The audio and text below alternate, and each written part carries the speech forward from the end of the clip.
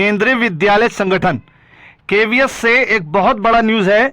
KVS से बड़ा news ये है कि केवीएस ने अधिसूचना जारी की है और अपने रिक्त पदों को बताया है और रिक्त पदों पर आने वाले बहाली को बताया है। तो केवीएस में बहुत जल्द दिखने जा रहा है बड़े संख्या में बहाली। तो ये आपका जो ये पेपर है, ये अधिसूचना है, ये रिक्त पद का पोस्ट है कि कौन कौन से पोस्ट पर आपका केवीएस में केंद्रीय विद्यालय संगठन में आने वाला है वैकेंसी, टीचर के लिए और नॉन टीचिंग स्टाफ के लिए, दोनों के लिए, टीचिंग और नॉन टीचिंग स्टाफ के लिए, दोनों के लिए आने वाला बहाली। तो कुछ समझ लेते हैं। यहाँ लिखा हुआ असिस्टेंट सेक्शन ऑफिसर्स, ये नॉट एप्लीकेबल है।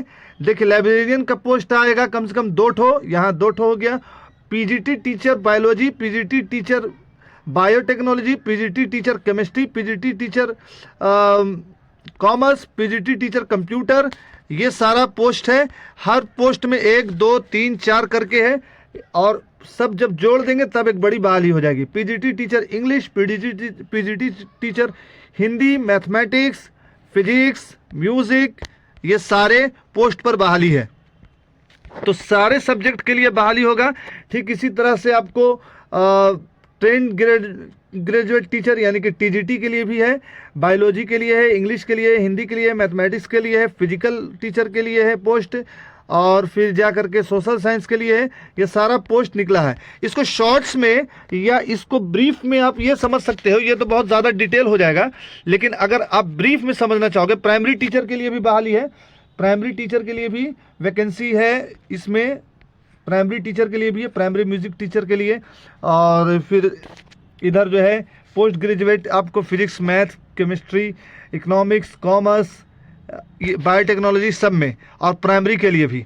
तो अगर इसको आप अगर शॉर्ट्स में समझिएगा तो एक डेटा बनाया हुआ है इस सारे को पढ़ करके, और इस सारे का मतलब कि इंक्वायरी करने के बाद हमने एक डेटा तैयार किया। उस हिसाब से आप समझ लीजिए कि केवीएस में कितनी बहाली आने वाली है। चलिए नेक्स्ट देखते हैं क्या है बहाली। तो आप समझिए अब इसको समझिए कि किस किस में बहाली आने वाली है। टीजीटी में 3619 बहाली है, पीआरटी म्यूजिक में 75 बहाली है, पोस्ट ग्रेजुएट टीचर में 1934 बहाली है, पीआरटी टीचर में 1891 बहाली है, और बाकी ये जो 649 है ये आपको 649 नॉन टीचिंग के लिए है, और उसके बाद फिर यहाँ 501 भी नॉन टीचिंग स्टाफ के लिए है। ये दोनों नॉन टीचिंग स्टाफ के लिए हो गया। यहाँ पर 649 501 दोनों नॉन टीचिंग स्टाफ के लिए हो गया ये। और उसके बाद हेड मास्टर का 322 सीट है, और ग्रांड टोटल में 9156 यानी कि 9156 सीट पर केवीएस निकालने जा रहा है वैकेंसी। तो केवीएस की वैकेंसी बहुत जल्द दिखने वाली है, इसी जुलाई मंथ में ही आपको, लास्ट में जून मंथ में ही लास्ट में दिख जाएगा या जुलाई के स्टार्टिंग में, तो आपको देखने के लिए मिल जाएगा। अगर बात की जाए एलिजिबिलिटी की, तो एलिजिबिलिटी अगर टीजीटी की बात की जाए तो टीजीटी के लिए एलिजिबिलिटी जो मांगा जाएगा वो आपसे मांगा जाएगा बीएड के साथ बीए, और उसके बाद अगर पीआरटी के लिए बोला जाए बीएड के साथ बीए मांगा जाएगा, साथ में सीटेट भी मांगा जाएगा। और सीटेट जुलाई आप लोग देख लीजिए, ये जो जुलाई में सीटेट होने वाला है, हो सकता है ये अगस्त में हो या सितंबर में हो, तो इसको आप लोग कर लो। और इसको करने के लिए इसी चैनल पर 500 एमसीक्यू का सीरीज चल रहा है, उस सीरीज को देखना नहीं भूलिए। वो आपके सीटेट की तैयारी को इनहेंस करेगा, आपके सीटेट की तैयारी को पावर देगा। पीआरटी के लिए जो म्यूजिक का जो एलिजिबिलिटी है, तो म्यूजिक में आप बीए रहोगे, साथ में बीएड किए रहोगे म्यूजिक से, तो आप पीआरटी टीचर, या डीएलएड किए रहोगे तो पीआरटी टीचर बन सकते हो। केवीएस जो है बीएड वाले को भी 1 to 5 में लेता है, ये इससे पहले का भी रिकॉर्ड रह चुका है।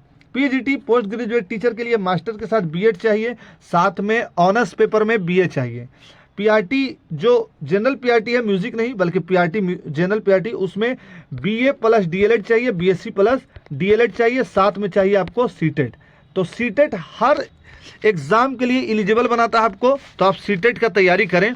बाकी नॉन टीचिंग स्टाफ्स के लिए जो वैकेंसी जब आएगी डिटेल वैकेंसी, तब जा करके उसमें डिटेल बताया जाएगा कि क्या एलिजिबिलिटी होनी चाहिए। हेड मास्टर के लिए हो सकता है आपको एमएड खोजेगा, और एमएड के साथ आपका ऑनर्स पेपर में एमए और ऑनर्स पेपर के में बीए होना चाहिए, साथ में बीएड भी होना चाहिए। इतनी डिग्री हेड मास्टर के लिए, एचएम के लिए केवीएस में ये देखेगा। ठीक है, तो एक अच्छा ग्रेड पे वाला जॉब है और एक अच्छा रॉयल जॉब है, क्योंकि केवीएस का जॉब जो है वो बहुत ज़्यादा रॉयल जॉब होता है, और ज्वाइनिंग जो होती है बहुत मतलब आपका जो होम एड्रेस होगा उसमें नहीं देगा, बल्कि ज़्यादातर ज्वाइनिंग अगर हिंदी भाषी क्षेत्र की बात की जाए तो तमिल तरफ होती है, और अगर तमिल भाषी क्षेत्र की बात की जाए तो ज़्यादातर जो ज्वाइनिंग होती है वो हिंदी भाषी क्षेत्र यानी कि झारखंड, बिहार और यूपी में होती है। ये मेरा एक्सपीरियंस है, क्योंकि मैंने कई जगह ऐसा देखा है, या केवीएस में एक आध पेपर जो मैंने अभी तक दिया है उसमें यही एक्सपीरियंस दिया है, देखा है कि आपको बहाली जो होती है वो थोड़ा आपके स्टेट से हट करके मिलती है आपको सीट।